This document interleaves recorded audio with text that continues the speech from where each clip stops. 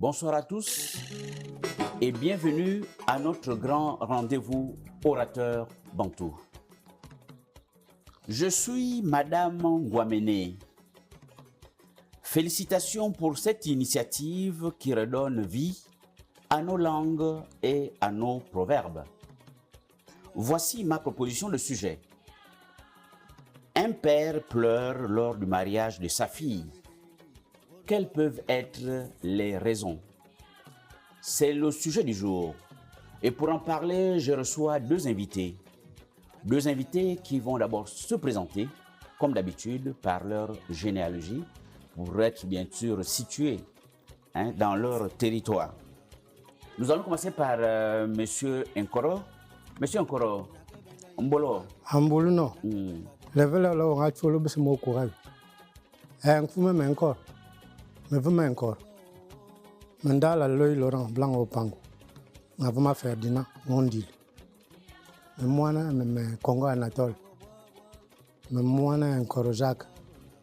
Me mwana Nganja. Nga mwana ngulu tara lomba ovomba ala sinin. Moso kangoville. Moso impus. Me mwana Kerangambiga. Mandala Anchiba Leonard, Blanc au Kolande Gambiga, même pour ça ici. Mais où sont moi? Ah, comme moi, on sonne.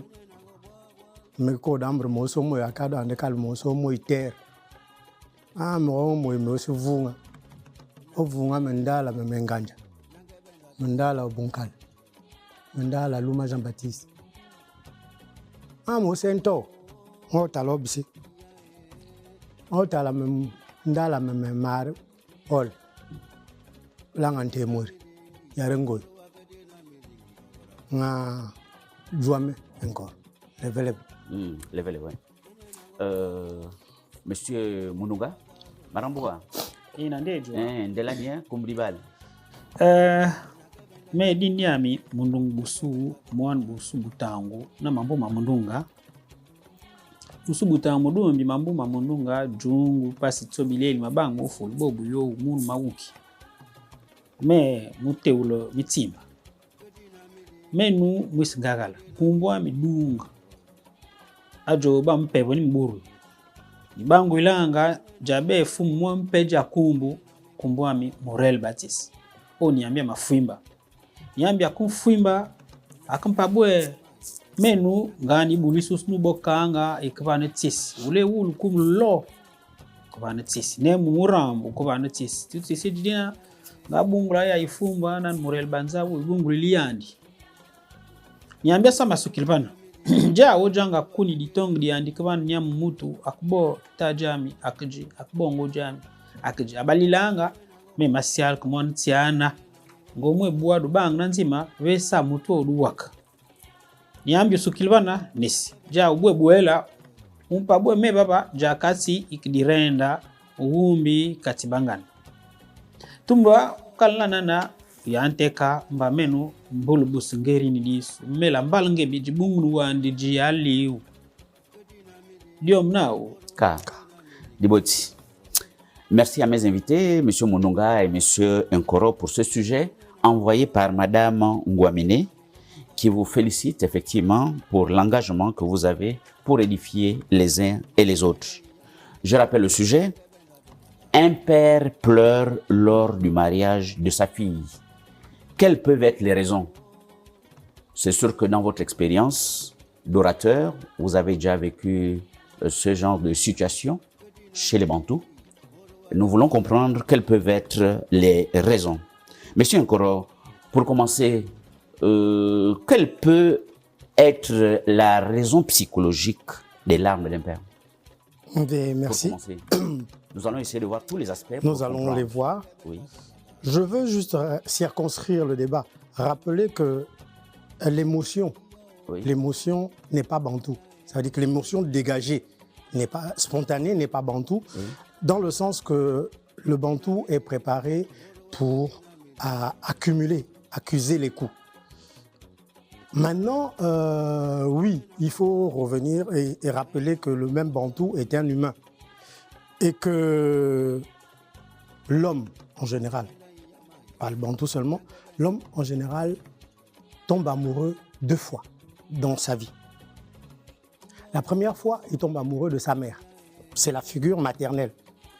C'est la femme de sa vie, c'est l'être qui incarne la maternité.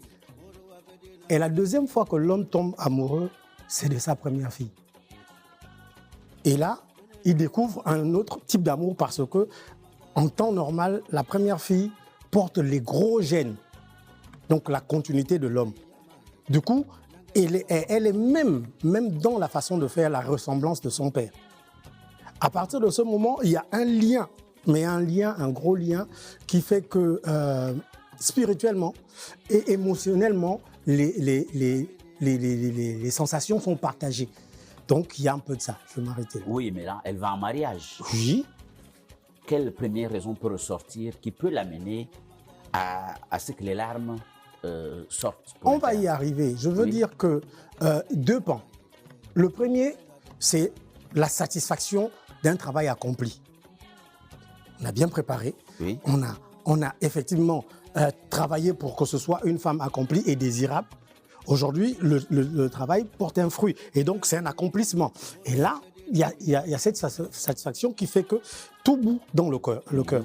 Ça peut être ça. Au point où les larmes sortent. Je vous ai dit que le bantou d'aujourd'hui n'a pas les capacités d'absorber comme celui d'avant. Donc oui, on y est. La deuxième façon, c'est la rupture de cordon. La rupture du cordon, ça veut dire que se rendre compte que désormais, je n'ai plus la même mise parce qu'on passe la main. Il faut que l'on comprenne que donner sa fille en mariage, c'est se séparer parce que désormais, elle n'est plus sous votre contrôle, elle va être sous le contrôle d'un autre homme. Et il pense à tout cela. Mais bien sûr. Voilà. Monsieur Mononga, qu'est-ce que vous pouvez ressortir comme première raison Écoutez, des larmes des pères lors du mariage de sa fille? Merci à Aïdou Kindaou, merci à Gabon Première, merci à notre cher téléspectateur, merci à Madame Ngouamene. Merci pour la question. Alors, qu'est-ce qui peut amener un père à pleurer lors du mariage de sa fille? Vous savez, le pleur est l'expression d'une émotion. D'accord? Le pleur est le prolongement du discours. L'homme pleure quand il ne peut plus s'exprimer en parlant. Le pleur, tout comme le rire, sont des prolongements du discours. L'homme rit quand il ne peut plus s'exprimer ni par la parole ni par le geste. Maintenant, le pleur peut être déclenché par une émotion joyeuse, tout comme il peut être déclenché par une émotion triste. Ça arrive. Dans le cas du mariage, c'est souvent une émotion joyeuse. Mais comme l'a si bien dit ici M. Nkoro, chez les Bantous dont nous parlons aujourd'hui, pleurer au sens littéral du terme ne se faisait pas. Un Bantou, il était rare de voir un Bantou larmoyer. Maintenant, il arrive que moi, j'ai jamais vu ça dans mes propres expériences. J'ai jamais vu, j'ai officié quelques Moi, personnellement, j'ai déjà. Maintenant, si je vois un père pleurer, je dirais que effectivement, il est ému jusqu'aux pleurs. Il est joyeux parce que, vous savez, donner sa fille en mariage, c'est continuer, c'est accepter de continuer, c'est regarder la continuité de soi-même. C'est joyeux de voir ça. Il peut arriver que quelqu'un lâche, craque. Il peut arriver que quelqu'un craque. Donc, ça peut tout simplement être de la joie. Voilà. Est-ce que, comme disait M. Nkoro tout à l'heure, ce n'est pas ce concept de lâcher prise? Oui, il y a du lâcher prise. Il y a du lâcher prise dedans, mais ça, le fameux lâcher prise peut s'exprimer de plusieurs manières. On n'est pas obligé de pleurer. C'est pour ça qu'Nkoro a dit, chez les Bantous d'avant, ils avaient une carapace bien plus solide pour supporter ça. Maintenant, aujourd'hui, c'est courant, ça peut arriver qu'un père, en lâchant prise, l'exprime de manière visible. D'accord? Parce que les autres l'exprimaient de manière, on va dire, sournoise. Hein? On est robuste, on a une carapace. Oui. Mais là, maintenant, on fend la muraille, on fend les masques tombent et puis on voit un père pleurer. Il peut le faire parce qu'il est joyeux de voir sa fille partir en mariage. Voilà. Donc, pour ajouter, lorsque vous ajoutez, le sentiment de fierté aussi. Bien sûr. La joie c'est toujours plus ou moins de la fierté. La joie ne peut pas être dissociée de la fierté. Quand on est joyeux, on est fier.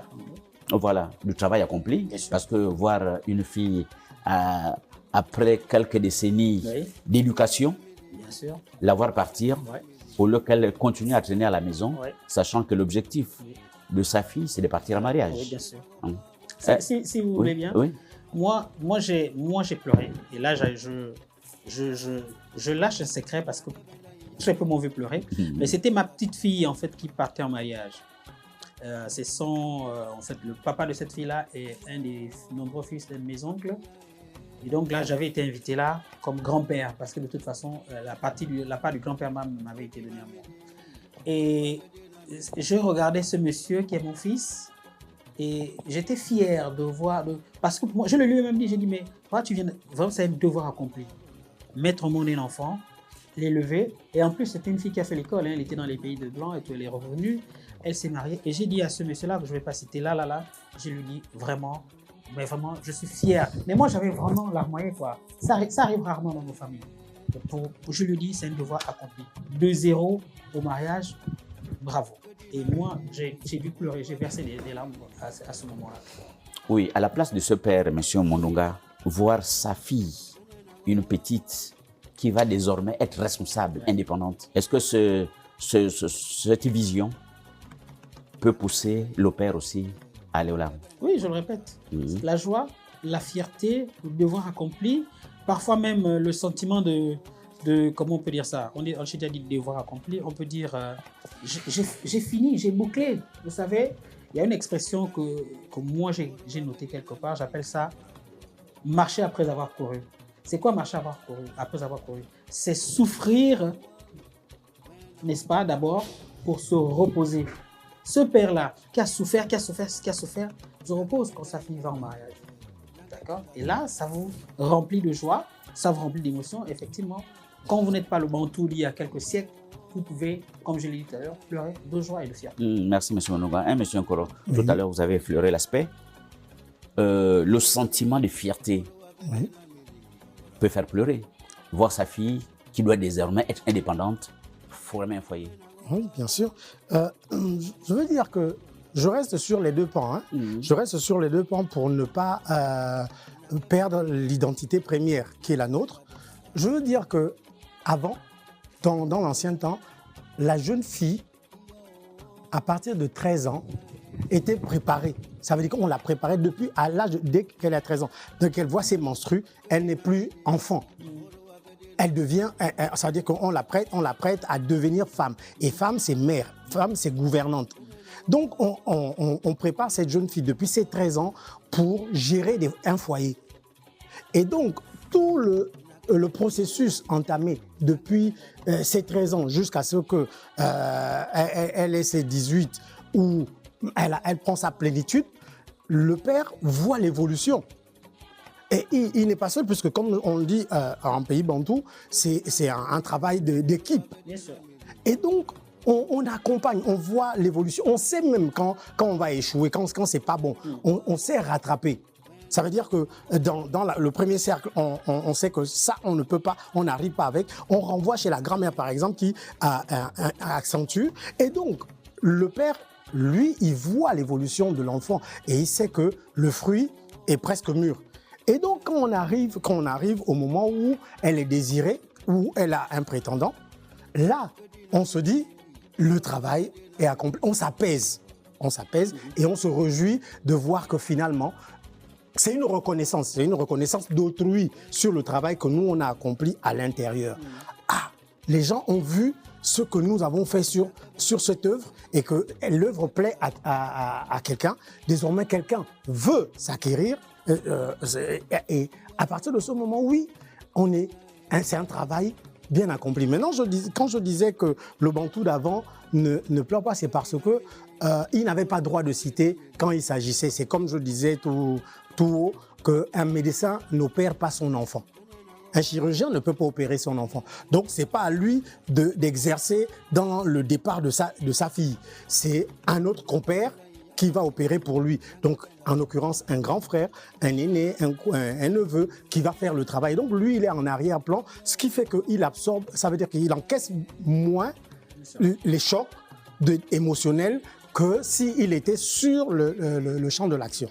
Donc, or, désormais, avec le monde actuel, le bantou est à la fois l'alpha et l'oméga. Et donc, il ne donne aucune passerelle aux autres parents, à part une simple cotisation où on vient, mais il ne donne pas aux autres parents de pleinement jouir de la chose. C'est pourquoi l'émotion est tellement vive sur lui, parce qu'elle n'est pas partagée.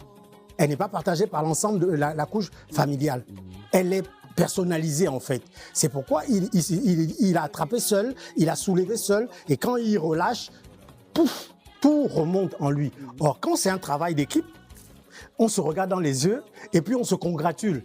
Donc, en fait, il y a un peu de ça. Je vais m'arrêter là. C'est encore dans le même sens. Oui. Existerait-il une peur inconsciente de séparation? Parlons un peu de séparation. Oui. Un autre aspect Oui. qui peut déclencher. Oui, bien sûr. La peur inconsciente sous la séparation. Elle peut... La fille doit partir et désormais éloignée et peut-être l'oubli. Bien. Alors, là, je suis content que vous ressortiez ça parce qu'en réalité, là encore, c'est un problème grave du monde actuel. Avant, on ne donnait pas sa fille à un inconnu. On savait dans quelle famille elle allait. On connaissait les rapports. Ça veut dire que même quand on devait se marier, on disait n'allez pas dans telle famille, choisissez dans telle là parce qu'il y a telle valeur, il y a telle valeur, telle valeur. Du coup, quand on la donnait à cette époque-là, on savait que c'était une continuité de ce que nous, on sait faire. Aujourd'hui, on va dans l'inconnu. Mais monsieur, il y a quand même la séparation. Mais je parle de la séparation. Vous savez, la séparation, la douleur est atténuée quand on sait où elle part. Là, on est dans on s'est rencontrés en ville, on a flirté, on s'aime, on veut se marier. Le père, lui, il est le protecteur suprême. Ça veut dire qu'il est Dieu. Sur son enfant, il est Dieu. Et là, la vie l'impose, l'enfant l'impose que je m'en vais là-dedans. Là-dedans, je ne sais pas où tu vas. Donc, il y a cette inquiétude-là qui grandit, qui fait que, oui, il y a le flou total. Et donc, le type, oui, il est content de voir sa fille aller se marier, mais elle va où? La question, c'est dans quoi j'envoie mon trésor? C'est son trésor, c'est son bien le plus précieux qu'il est en train d'envoyer dans un endroit où il ne sait même pas, il n'a même pas eu des perspectives pour savoir qu'est-ce qui se passe dans cette famille-là. Donc oui, il y a la grosse peur. La deuxième grosse peur, qu'on n'en parle pas assez souvent, c'est que en réalité, il peut arriver que le type n'est pas content justement de là où va sa fille. C'est-à-dire que la famille, il sait que c'est pas bon. Mais puisqu'elle tient mordicus d'y aller parce que son cœur bat et machin, le type, il est déçu. Il pleure parce qu'il dit « quel gâchis !» Il y a cette larme-là qu'il faut retenir. C'est qu'il regarde, il purée, j'ai fait tout. Ou parfois la fille menace qu'elle doit partir. Oui, mais c'est ce que je suis en train de dire. Mais ça, c'est l'éducation de maintenant qui fait que, comme je disais, qu'il y a une forme de démocratie imposée qui n'a rien à voir avec l'Afrique bantou, avec le bantou et avec les traditions africaines. Ça veut dire que l'enfant s'émancipe trop vite au point de décider de sa vie. C'est pas bantou, c'est pas africain. Donc oui, à partir de ce moment, le type, il a travaillé. Ça veut dire qu'il a mis son énergie pour faire pousser cette plante, cette fleur. Et puis quand elle fleurit, il espère le meilleur. Et puis il regarde le gâchis dans lequel l'enfant va. C'est sûr qu'il craque.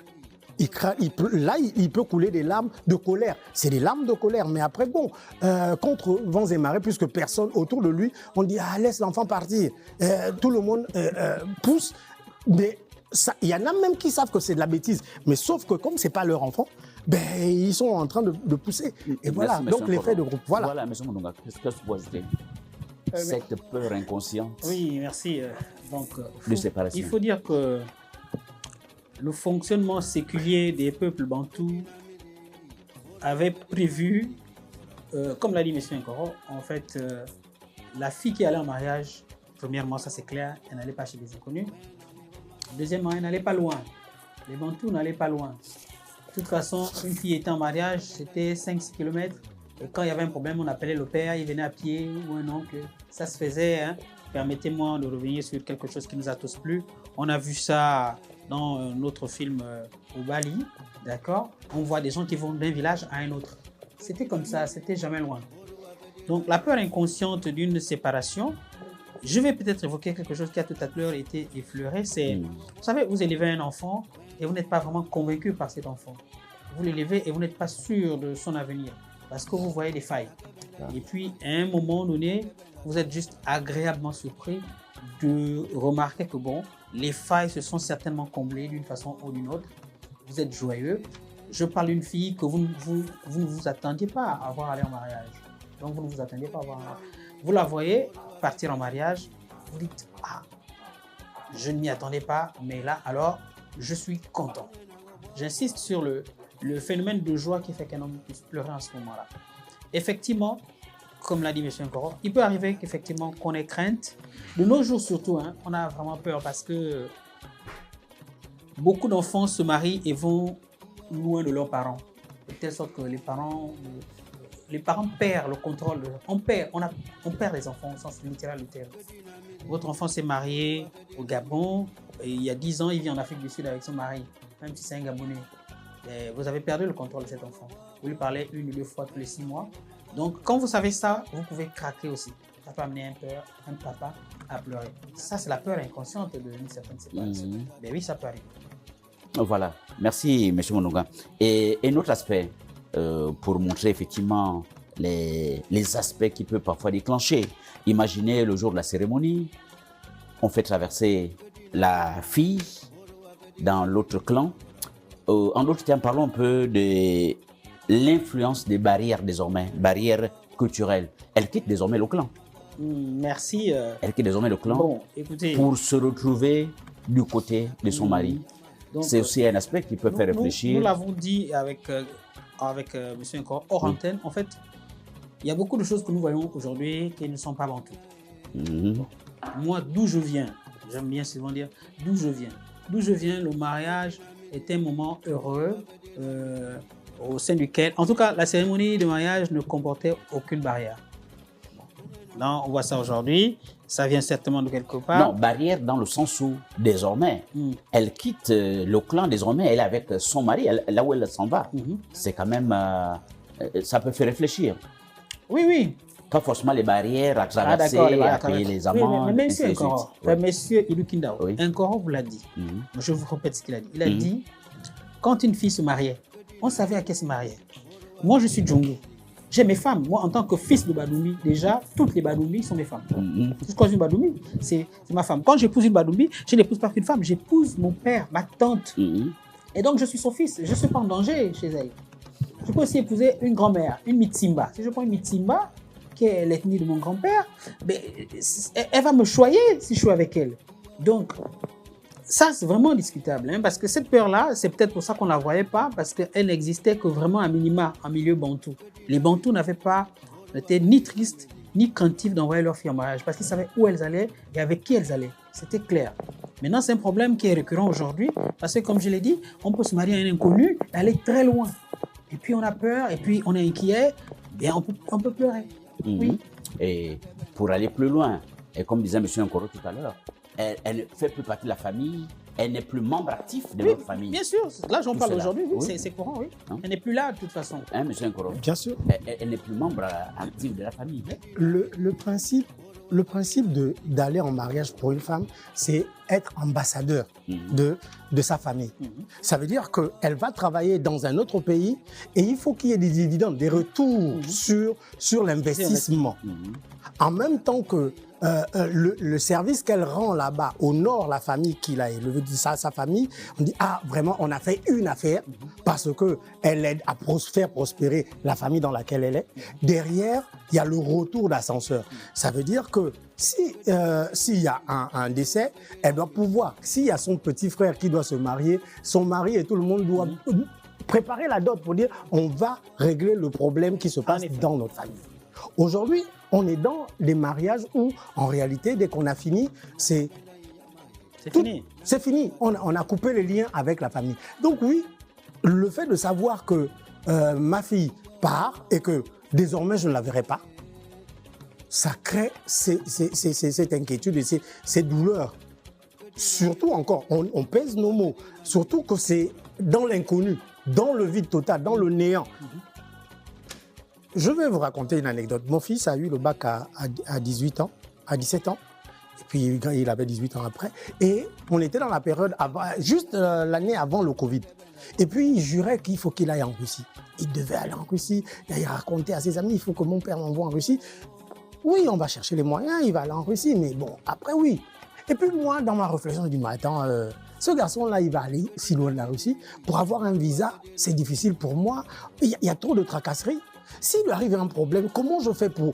Moi, en tant que père, je réfléchis, comment faire pour l'extirper du danger, pour le ramener. Lui, il voit l'exaltation de ce qu'il va aller en Russie. Mais moi, en tant que protecteur, je me dis, il faut qu'on soit capable de tendre la main en cas de danger pour le ramener. Et puis bon, j'ai bafoué, et puis finalement, ça n'a pas marché. Il est allé quelque part au Bénin, pas très loin. Dans la même année, le Covid s'est déclenché. Les gens mouraient en Russie et les gens partout. Ah ouais. Et là, j'ai réalisé que ma peur était réelle. Vous voyez, ça, c'est juste sur un enfant que je... Mais là, nous avons une vie qu'on donne, qu'on déporte. On déporte d'ici pour ailleurs, ailleurs dans l'inconnu. Ça veut dire que si elle est en danger, toi, en tant que père, ça veut dire qu'avec tout l'amour que tu as, tu ne peux même pas tendre la main. C'est ça le risque, en fait. C'est ça les grosses pleurs, les grosses craintes. Le principe, c'est pas qu'on ne fait pas du lâcher prise qui fait que, non, désormais, c'est la femme de quelqu'un, elle est dans un foyer, je ne m'en occupe plus, puisqu'en lui donnant l'enfant au moment de la dot, on se décharge de son rôle de paternel parce que ce rôle devient celui de son mari. Oui. Donc, il y a le lâcher prise à ce niveau. Sauf qu'on lâche prise à qui on donne à qui. Voici notre vraie peur. Donc, c'est peut-être ça, tous ces éléments-là réunis qui font fondre le gros monsieur, le gros bantou d'aujourd'hui dans les perspectives. Oui, monsieur Nkoro, Oui. pour continuer et toujours chercher à comprendre, Oui. parlons un peu de l'effet de miroir sur sa propre vie. Oui. Est-ce que ça peut faire pleurer le père, savoir que désormais, je dois devenir grand-père, ma fille fera des enfants, et je deviens vieux, et désormais, il y a des tâches qu'il sera obligé de faire, puisqu'elle ne sera plus là pour faire certaines tâches quotidiennes. Là encore, Est-ce que ça ne peut pas faire réfléchir Oui, au point oui, d'être oui. stressé, de savoir que désormais, c'est la vieillesse, on arrive à un certain âge, où désormais, certaines choses, on peut les faire soi-même maintenant. Vous voyez, vous revenez sur ce que nous, on rejette. Ça veut dire que nous, la famille cellulaire embryonnaire, Nucléaire. voilà, n'existe pas chez le bantou. Ouais, Donc, vrai. c'est un enfant qui part. Derrière, il nous ramène des petits-fils. C'est une fille qui part. Et on est matriarcat. Mais Ça veut dire- les petits-fils, c'est pas aussitôt, hein, monsieur Nkoro. Oui, mais Les petits-fils, c'est pas aussitôt. ton... Voilà. Le bantou Parfois, les enfants, c'est Le bantou est encadré, il n'est jamais seul. Le bantou est encadré de ses neveux, de ses nièces. En réalité, même celle-là, elle peut partir. Et il a ses nièces et ses neveux. Ouais. En fait, ses vrais enfants. Sa fille qui est en train de partir en mariage, c'est la fille de son oncle, de son beau-frère qui part en mariage. Sinon, le bantou a ses nièces. Ça veut dire quand il veut manger la vraie nourriture, la bonne nourriture, il dit à sa nièce, de là où tu es, viens me nourrir. La nièce court. L'enfant qui va en mariage, c'est l'enfant de son beau-frère. Donc, en réalité, oui, l'effet miroir... Et il faut que les nièces aussi soient disponibles et proches. Mais Dans l'environnement. je vous assure que quand les choses étaient établies, on n'invente pas la roue, vous savez. C'est aujourd'hui où on la façonne comme on veut. Mais la roue n'est jamais inventée, on l'a inventée une fois et puis on l'utilise. Je dis que le type qui donne ses filles en mariage est un patriarche en puissance. S'il est patriarche en puissance, ça veut dire que c'est un roi. Si c'est un roi, ça veut dire qu'il a des lignées de servants qui en remplacent, un clou chasse un autre, un clou chasse un autre. Donc il n'y a pas de crainte de vide. Le vide actuel est fait de ce que la nouvelle vie, la nouvelle société veuille que le type n'a fait que 2 gosses, il a vécu avec sa fille, avec sa femme, avec leurs 2 gosses, et puis les 2 gosses sortent du nid, et puis lui et sa famille se retrouvent là, juste deux, à entendre les échos de leur maison, parce qu'ils n'ont même pas pu attirer les neveux, les enfants pour faire de la chaleur. La vie, c'est la chaleur. Donc oui, l'effet miroir chez le Bantou n'existe pas. Mais l'effet miroir dans la société actuelle existe juste. La peur de la solitude existe sérieusement dans la société actuelle. Oui, c'est vrai, monsieur Nkoro, je suis d'accord avec vous. Monsieur Mounouga, qu'est-ce que vous ajouter? Monsieur Dokina, savoir que nous sommes désormais futurs grands-pères et c'est la vieillesse. Désormais, certaines tâches, on est obligé de les faire. La fille est partie. Oui, merci. Permettez-moi de revenir sur ce qui a été dit parce que nous sommes là pour édifier le plus grand nombre. Effectivement, ne perdons pas de vue que nous sommes là en train d'évoquer la vie de l'homme bantou. Et donc, effectivement, j'ai dit, je suis obligé de dire des choses qui ont été dites parce que M. Nkoro a dit tout ça. Vous savez, un bantou qui envoie sa fille en mariage ne peut pas se retrouver seul. Sinon, ce n'est pas un bantou. Ouais. Là, on est à Libreville, on habite à Calicat, on a sa maison, 2 chambres et tout. Là, ça peut arriver. Chez les bantous, moi, je vous dis, moi, mon père est décédé. Mais quand j'arrive à Tchibanga, quand j'arrive dans la ville de Tchibanga, on me discute pour savoir où est-ce que je vais dormir. D'accord? Un bantou ne peut pas être seul. La peur du vide là n'existe pas. Maintenant, revenons à Libreville aujourd'hui. Oui, ce papa-là qui envoie sa fille en mariage et qui pleure, peut pleurer parce qu'il s'est dit, ah, effectivement, comme je l'ai dit tout à l'heure, on habite à Calicat, j'avais que deux filles, bon, l'autre est décédée, celle-là, elle est partie au mariage, maintenant qu'elle va en mariage, qui va encore, je vais rester seul. Lui, ce papa-là peut pleurer, mais on n'est plus dans l'environnement bantou. On a complètement changé de paradigme. On est à Libreville, on est dans cette vie, je veux dire, semi-moderne ou moderne, ou je ne sais pas comment les uns et les autres vont l'appeler, dans ce conflit de génération, dans ce conflit de culture. On appelle ça le choc de culture. Nous sommes en plein choc de culture. Et ce bantou-là peut pleurer pour ça. Mais ce n'est pas une raison qui aurait fait pleurer un bantou il y a 400-500 ans. Et revenons sur un autre aspect, la préparation stressante du mariage. Est-ce que ça peut avoir un impact? Parce qu'il y a toujours les préparatifs et le jour J, cette ambiance, lorsque la pression tombe, est-ce que le père peut craquer aussi? Oui. Les préparatifs du mariage, oui. Maintenant, aujourd'hui, ce sont des lois non écrites. Dans notre pays, il existe ces lois-là non écrites. En général, ça prend 1 à 2 années. Quand c'est bien fait, parfois c'est 1 année. Et puis c'est chargeant pour ceux qui sont au front, effectivement. Souvent, comme on l'a dit, c'est le père, voilà, ou la mère. Ils sont parfois les seuls à porter le fardeau. Et donc, au moment du clou, au moment de voir ces choses s'achever, effectivement, on peut avoir ce sentiment de repos, voilà, on a tout fait, on a accompli, et arriver à craquer. Mais encore une fois, pour revenir dans le contexte, pour ne pas perdre de vue l'idée du contexte, le mariage lui-même ne prenait pas beaucoup de temps pour le préparer chez les Bantous. Non. Tout était calé, tout était clair. Le montant de la dot était connu. Chez nous, on appelle ça les bengs nabipines. C'est-à-dire, traduction littérale, les rouges et les blancs, pour dire tout ce qui va arriver. Voilà, avec un montant, c'était connu. Voilà. Ça ne stressait pas les gens qui préparaient le mariage de leur fille. Maintenant, aujourd'hui, ça peut arriver. Oui. Monsieur Moulonga, en préparant cette émission, certaines personnes me disaient qu'il arrive parfois, le cas où il faut pleurer, et il arrive que les pères, parfois, pleurent plus que les mères à ce moment-là. Qu'est-ce que vous pouvez dire? Les pères qui pleurent plus que les mères. Voilà. Bon, donc on est définitivement sorti du milieu bantou. Donc on n'est plus chez les bantous. Déjà parce que les pères qui pleurent plus que les mères, même. J'ai vu quelques exceptions. J'ai connu 2 pleureurs au Gabon, mais c'est vraiment des exceptions. C'est vraiment des exceptions. 2 pleureurs. Parce que j'ai connu, les 2 c'est des Mabika, l'autre c'est Mabika Roger, l'autre c'est Mabik Makombi.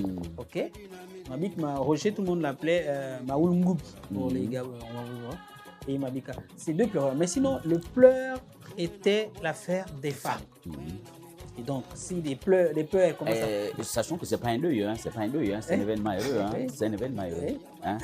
Merci, M. Mounouga. M. Nkoro, qu'est-ce qu'il faut dire?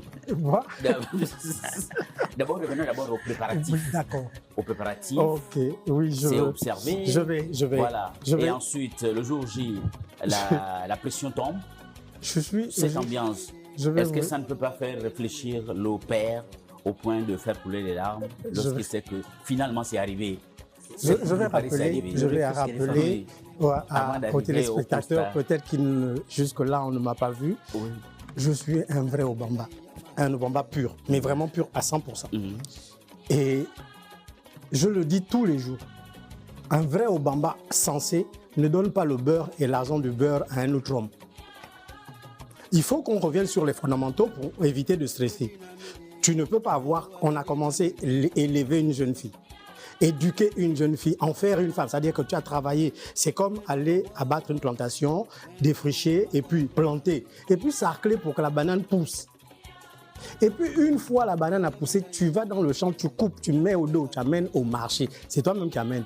Et puis après tu dis à l'autre, au passant, non je ne veux rien, donne-moi ce que tu veux. C'est ce qui stresse le Gabonais actuel. En temps normal, le mariage n'est pas une affaire de dépenses pour le père. Il a fini son travail d'éduquer, de façonner. Elle vous plaît, oui. Ma marchandise vous plaît, oui. Ma fille vous plaît, oui. Ok, ce que vous avez à faire, c'est venir me verser la dot. Vous vous donnez rendez-vous un samedi après-midi. Vous venez avec vos marchandises et le père fait venir ses parents qui sont responsables de famille, qui sont prêts. C'est pas lui qui donne sa fille en mariage, c'est la famille qui envoie un émissaire dans une autre famille. Ceux-là, ils viennent s'asseoir pour dire, ah, aujourd'hui, un membre de notre famille va nous quitter. Il faut apprécier comment elle part. Ceux qui convoitent la fille viennent avec leurs marchandises. On leur réserve le bon vin de palme. Ah, c'est clair. Et puis, ils versent leurs marchandises en disant exactement leurs intentions. La famille apprécie. Et puis, une fois elle apprécie et qu'on a donné l'accord du mariage, ok, désormais, cette jeune fille est votre femme. Je dis jusque-là, il n'y a pas de dépenses ni de stress chez les parents, chez le père. Et une fois ils sont tombés d'accord et qu'on a bu le vin de palme pour sceller le mariage, le même père-là demande aux gens qui sont venus chercher la femme que dites-nous quand est-ce qu'on vient vous déposer votre femme chez vous. C'est ceux-là, c'est les propriétaires de la femme-là, qui sont venus épouser là, qui vont dans leur village dire à tout le village, on se prépare pour samedi, on va aller à la chasse, on va acheter les moutons, on va acheter ceci parce qu'on va recevoir notre femme. C'est là-bas qu'on fait la fête, c'est pas chez le père. C'est juste que les gens ont transformé les choses. Je dis la dépense est à celui qui est en joie, qui acquiert la femme, pas celui qui donne. Lui, non seulement il va perdre la femme, la fille, et puis il va perdre son argent.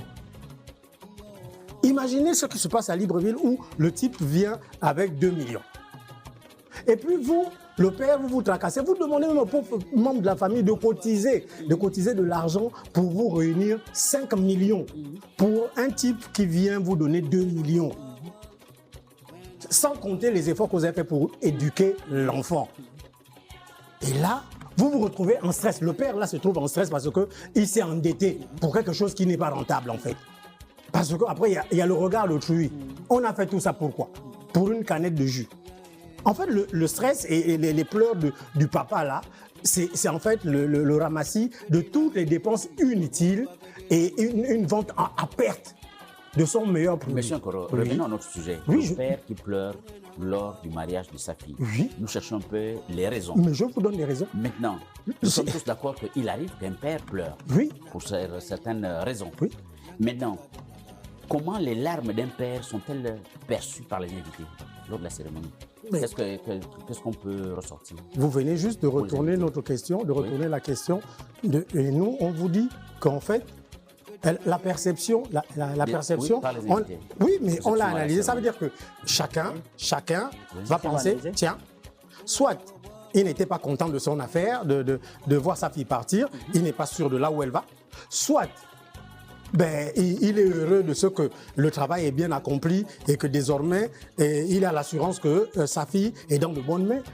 Voici les cas de figure. Donc, on a la perception des pleurs. Mais après, je dis, c'est un phénomène actuel. Les pleurs ne sont pas réservés aux hommes dans la culture bantoue. C'est pas possible. au corps de garde, puisque tout se passe chez nous au corps de garde.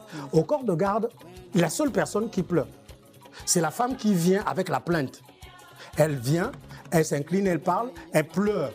Quand elle pleure là, il y a son mari soit, et il y a son frère. Donc elle se plaint à ceux-là pour dire « allez en guerre pour moi parce que voici ma douleur ».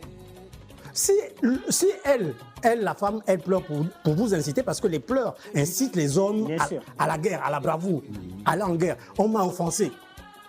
C'est pourquoi chez moi, chez les Obamba, on dit, comment on appelle ça, les pleurs, la guerre que initie la femme n'échoue jamais.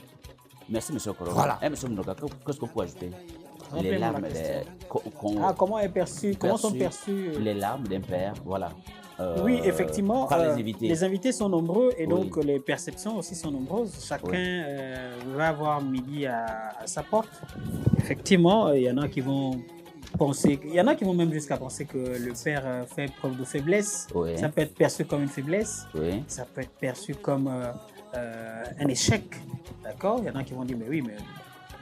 Ou peut-être qu'il n'est pas d'accord. Il n'est pas d'accord, ou il n'est pas content de là où va sa fille. Voilà. Il y aura autant d'invités, autant de perceptions. Voilà. Merci. Et à l'endroit de la mariée, comment elle peut percevoir ses larmes de son père? Une fille qui va son père quoi, pleurer. Compte-t-elle sur la mariée elle-même? Ça peut avoir, comment je peux appeler ça, plusieurs interprétations, d'accord. Une fille qui va en mariage et qui voit son père pleurer. Voilà. Je sais pas une fille, j'ai jamais été. Mais une fille peut se dire que bon, ben voilà, mon père, il m'aime vraiment et qu'il vit mal cette séparation-là, parce qu'il y a une forme de séparation d'abord, qu'il vit mal cette séparation. Et ça peut même malheureusement ou heureusement aussi, ça peut amener la fille aussi à pleurer. Et M. Mononga, quand vous le dites, ça veut dire que il faut que les femmes arrivent ici pour répondre à pour expliquer certaines choses ou quoi? Non, écoutez, les femmes, on les a jamais expliquées. C'est juste qu'elles ne s'expriment pas au corps de garde. Voilà. On l'a dit, c'est clair. Elles peuvent parler où elles veulent, mais pas au corps de garde. Voilà, pas ici. Donc, si elles veulent, qu'elles m'attendent à la sortie ou voilà. au quartier. Donc, en substance, qu'est-ce que vous dites? Perçue par elle-même la mariée. Je peux dire que la femme, la mariée peut bien prendre ça et estimer qu'elle représente beaucoup pour son père et que son père, voilà, font le masque parce qu'elle s'en va. Ça peut être bien perçu. Voilà. Et M. Nkoro, oui, à l'endroit de la mariée, ben après, ça dépend du décret de fusion entre le père et la fille. Si la complicité était telle que le type réalise que bon, sa complice est en train de... Là, oui, et souvent, comme disait M. Monunga, la fille revient pour consoler son père, dire « je vais pas loin, rassure-toi, je suis dans de bonnes mains ». Oui, cette émotion-là amène assez souvent certains pères trop proches, trop protecteurs de leur fille à fondre. Parce que oui, sur cet instant-là, oui, l'adrénaline monte. Mais, comme je le dis, moi je reste vraiment distant de ces pratiques-là, parce que la société... Mais qui existent, pourtant, oui, mais elles existent parce que la société a fait a un peu féminisé l'homme. Du coup, ça veut dire qu'il perd. Oui, mais l'homme actuel, vous savez, le plus dangereux, mais je vais peut-être sortir de notre vrai contexte. Le plus dangereux, le plus dangereux, c'est que bientôt, nos filles n'auront pas des maris. Ce n'est pas des maris qu'ils épousent, c'est des enfants qu'ils épousent. Ça veut dire que c'est elle qui materne le monsieur.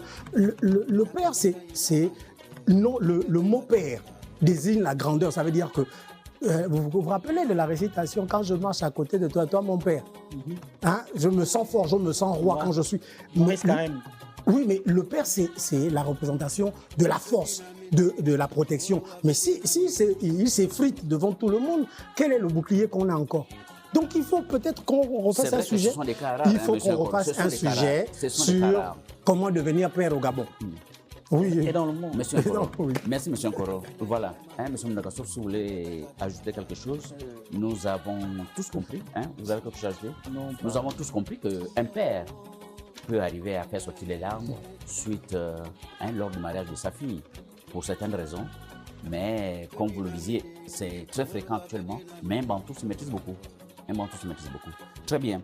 Nous allons donc faire le résumé pour nos communautés, essayer d'expliquer c'est qu'on s'est dit en français. Monsieur Nkoro, vous allez commencer. Ayo malemba mame level wa biso Gabon premier. Okuka lobe kememe mwana jebala tarali ali lo mwana ngajebala. Ngam mpoye shima ke shime kalan.